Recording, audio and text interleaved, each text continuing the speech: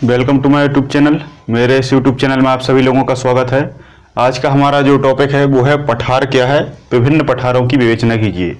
शुरुआत करने से पहले मैं बताता हूं आपको कि आप जब इस लेक्चर को देखते होंगे तो बहुत सारी डिमोटिवेट बातें आपके दिमाग में आती होंगी। यार हम कब तक पढ़ें, कब तक देखें, है ना। आपको ऐसा रोज लगता होगा, कहीं ना कहीं मन नहीं लगता होगा, बहुत सारी अंदर से जो एनर्जी है वो डाउन होती हुई दिखाई देती हुई, क्योंकि आप क्लास में मोटिवेट नहीं हो पा रहा है। आपको एक ऐसी संस्था नहीं मिल पा रही जिससे आप रोज लगातार एक्साइटमेंट बनाए रखें और निरंतर उसी स्पीड के साथ, उसी इंटेंसिटी के साथ पढ़ते रहें, है ना। तो कहीं ना कहीं आप डिमोटिवेट होते होंगे, कुछ बाहरी असामाजिक तत्व भी आपको डिमोटिवेट करने की कोशिश करते होंगे, है ना। तो आप हमेशा अपने आप से एक क्वेश्चन करना, आप हमेशा अपने आप से एक प्रश्न करना, एक क्वेश्चन करना रोज कि आप ठीक है, मान लो आप नहीं पढ़ रहे, मत पढ़िए, मत करिए इसको। फिर आप अपने आप से एक क्वेश्चन पूछिए कि आप कर क्या रहे हैं, आप कर क्या रहे हैं। तो आपको जवाब मिलेगा कुछ नहीं।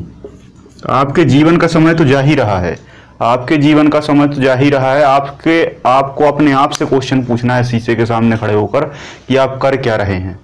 अगर आप कुछ कर रहे हैं, कुछ बहुत बड़ा कर रहे हैं तो मैं बिल्कुल नहीं कहूँगा, लेकिन 90% या 95% ऐसे स्टूडेंट्स हैं जो कुछ नहीं कर रहे, बस अपना सारा टाइम मोबाइल पर उनका व्यतीत हो रहा है और इससे कुछ फ़ायदा होने वाला नहीं है। 2 से 5 साल बाद इसका आपको बहुत बड़ा लॉस होने वाला है। ये बात मैं आज कह रहा हूँ।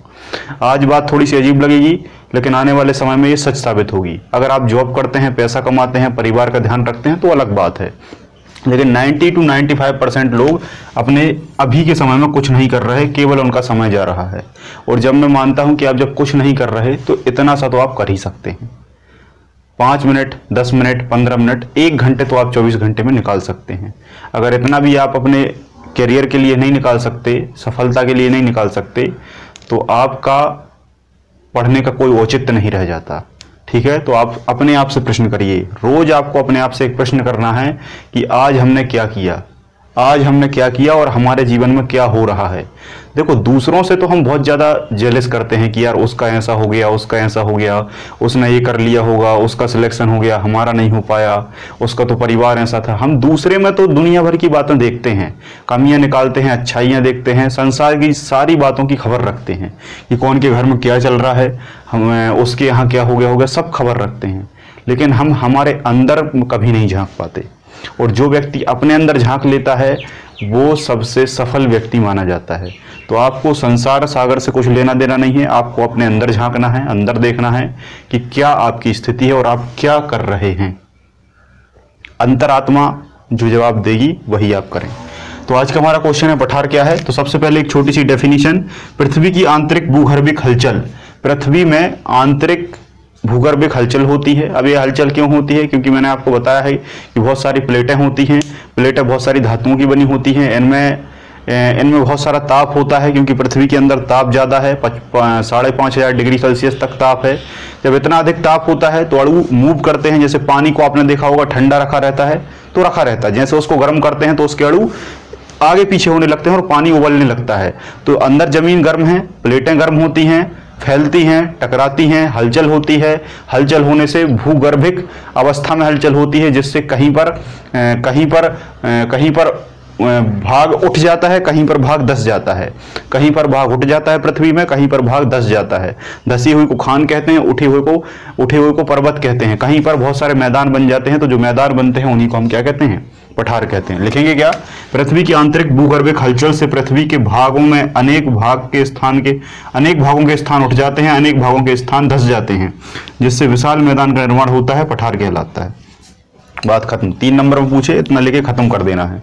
6 नंबर में पूछे प्रकार, तो आपको प्रकार लिखना है। प्रकार क्या? उत्पत्ति के आधार पर। उत्पत्ति के आधार पर 3 प्रकार के होते हैं, अंतर पर्वतीय, गुंबदाकार, महाद्वीपीय। अंतर पर्वतीय पठार, गुंबदाकार पठार, महाद्वीपीय पठार। अंतर पर्वतीय पठार का जो उदाहरण है वो है बोलीविया का पठार। बोलीविया का पठार, मेक्सिको का पठार और आपका कोलंबिया का पठार। बोलीविया का पठार, कोलंबिया का पठार, मेक्सिको का पठार किसके उदाहरण है? अंतर पर्वतीय के। दूसरा है गुंबदाकार। गुंबदाकार में क्या होता है? देखो, इसमें पर्वत जो है वो अंदर की ओर हो जाता है, इसलिए संत पर्वतीय कहते हैं। गुंबदाकार में गुंबद के आकार का हो जाता है, इसका उदाहरण छोटा नागपुर का पठार। इसका उदाहरण क्या है? सॉरी इसका नहीं, इसका जो उदाहरण है वो है आपका पेंटागोनिया का पठार, गुंबदाकार जो आकार का गुंबदाकार जो पठार है, इसका उदाहरण क्या है आपका पेंटागोनिया का पठार और आपका शिलोंग का पठार, जो भारत में शिलोंग है मेघालय में, उसका जो पठार है वो गुंबदाकार पठार है। महाद्वीपीय पठार जो है इसका जो उदाहरण है वो है छोटा नागपुर का पठार, क्योंकि ये बहुत विशाल क्षेत्र में फैला हुआ है और एक छोटा सा महाद्वीप के जैसा इसे हमने माना है। नेक्स्ट, अपर्दन के आधार पर, अपर्दन के आधार पर 3 प्रकार के पठार होते हैं, तरुण पठार, जीर्ण पठार और प्रौढ़ पठार। तरुण पठार में अपर्दन तेजी से होता है, तरुण पठार में अपर्दन तेजी से होता है, जिसका उदाहरण है कोलोराडो का पठार, है ना। कोलोराडो का पठार यूएसए में पाया जाता है। जीर्ण पठार में क्या है, खनिजों का समाजीकरण होता है, खनिज इकट्ठे हो जाते हैं। छोटा नागपुर का पठार इसका उदाहरण है, जिसमें बहुत सारे खनिज पाए जाते हैं, है ना। और प्रौढ़ पठार मतलब पुराना पठार, प्रौढ़ मतलब ओल्ड एज, है ना। कहते हैं भाई तुम तो वृद्ध हो चुके हो, प्रौढ़ हो चुके हो, प्रौढ़ावस्था मतलब पुराना, है ना। अरावली पर्वत हमारा पुराना है, ठीक है। ज्वालामुखी के आधार पर हम बात करें तो ज्वालामुखी के आधार पर बहुत सारे होते हैं, लेकिन इनको उतना ज्यादा महत्व नहीं दिया जाता। ज्वालामुखी जब फटता है, ज्वालामुखी क्या है ये मैं आपको ज्योग्राफी में समझाऊंगा। अंदर से जब लावा निकलता है और वो ऊपर आकर पृथ्वी के फटने के बाद जब अंदर से मैग्मा निकलता है और वो पृथ्वी की सतह पर आकर ठंडा हो जाता है, जिसे लावा कहते हैं, इस पूरी अवस्था को ज्वालामुखी कहा जाता है, जिससे जलोढ़ मिट्टी बनती है। तो एक जलोढ़ पठार कहते हैं हम, जहां पर जलोढ़ मिट्टी फैली है वो जलोढ़ पठार हो जाएगा। जहां पर हिम है, बर्फ है, वहां पर हिमानी पठार हो जाएगा। जहां पर पवनें अधिक चलने लगती हैं, पवनी पठार हो जाता है। जहां पर लावा ज्यादा मिलता है, लावा पठार हो जाता है। कहीं कहीं मैदान बन जाते हैं, मैदानी पठार हो जाता है। ये उतना ज्यादा इंपॉर्टेंट नहीं है, लेकिन फिर भी मैंने आपको बता दिया, है ना। तो ये छोटा सा लेक्चर था, आज के लेक्चर में इतना ही। बहुत बहुत धन्यवाद। जय हिंद, जय भारत।